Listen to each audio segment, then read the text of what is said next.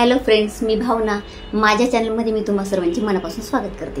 कसे आहात तुम्ही सर्व? आय होप तुम्ही सर्व आनंदात असाल. स्वामींच्या कृपेने तुमच्या सगळ्या चांगल्या इच्छा पूर्ण होत आजचा दिवस तुम्हाला खूप छान आणि आनंदाचा जाऊ. 30 एप्रिलला अक्षय तृतीया आहे. अक्षय म्हणजे ज्याचा कधी क्षय होत नाही. या दिवशी आपण कुठलीही गोष्ट केली तर तिचा कधी अंत होत नाही. या दिवशी आपण जी काही गोष्ट करतो ती चिरकाल टिकून राहते. अक्षय तृतीया या दिवसाला खूप महत्त्व दिलं गेलं आहे. या दिवसाला अनन्यसाधारण असे महत्त्व आहे, कारण या दिवशी भगवान विष्णूंनी परशुरामांचा अवतार घेतला होता. त्यामुळे या दिवसाला खूप महत्त्व दिलं गेलं आहे. या दिवशी आपण कुठली सेवा केली किंवा आपण या दिवशी कुठली गोष्ट केली, कुठली वस्तू खरेदी केली, कुठले दान केलं तर आपल्याला त्याचं जे पुण्य मिळणार आहे तर ते अक्षय काल टिकून राहणार आहे. म्हणून आपल्याला या दिवशी भगवान विष्णूंची आणि माता लक्ष्मीची सेवा करायची आहे. आपल्या 12 राशी आहेत आणि आपल्या राशींचं आपल्या आयुष्यात खूप महत्त्व दिलं गेलं आहे. म्हणून आपण जेव्हा राशीनुसार काही दान करतो अशा महत्त्वाच्या तिथीला किंवा महत्त्वाच्या तिथीला आपण काहीतरी वस्तू घेतो तर त्याचं आपल्याला फळ कैक पटीने मिळत असतं. तुम्ही गोष्ट करून बघा. तर अक्षय तृतीयेला मी ज्या काही तुम्हाला राशीनुसार गोष्टी सांगणार आहे, वस्तू सांगणार आहे, त्या जर तुम्ही तुमच्या घरी आणल्या त्या दिवशी तर तुमच्या आयुष्यात नक्कीच बदल होणार आहे. तुम्हाला सुखाची प्राप्ती होणार आहे. तुम्हाला तुमची आर्थिक परिस्थिती सुधारणार आहे.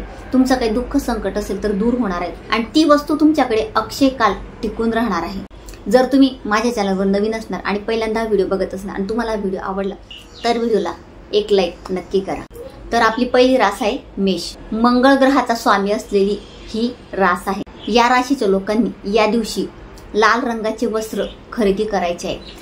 वस्त्र खरेदी करा किंवा तुम्हाला शक्य नसेल तर एखादा लाल रंगाचा रुमाल तरी तुम्ही खरेदी करा. मसूर डाळ, तांब्याची एखादी वस्तू खरेदी करा. दुसरी रास आहे वृषभ.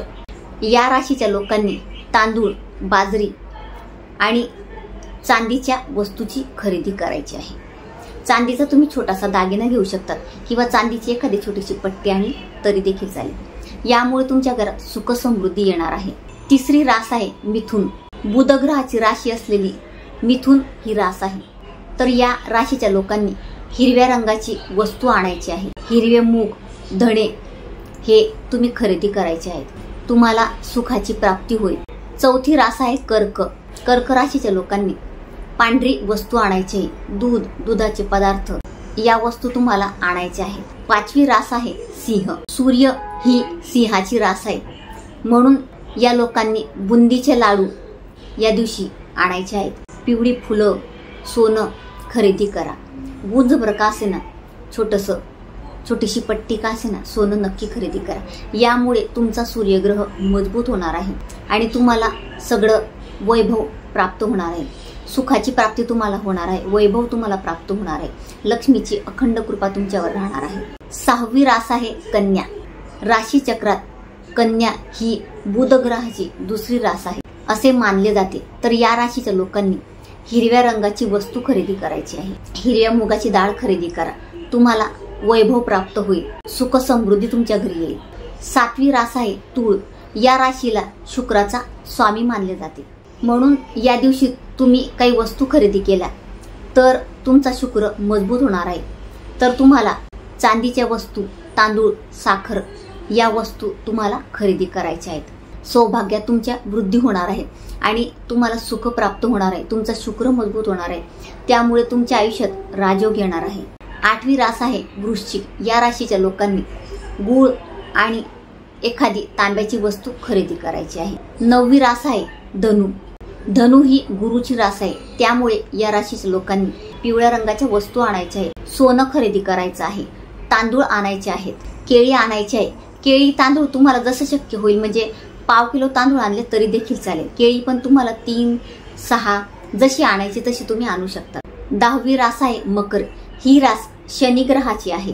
त्यामुळे मकर राशीच्या लोकांनी या काही वस्तू आणल्या तर शनी महाराजांची कृपा होणार आहे त्यांच्यावर आणि शनी ग्रह त्यांचा मजबूत होणार आहे.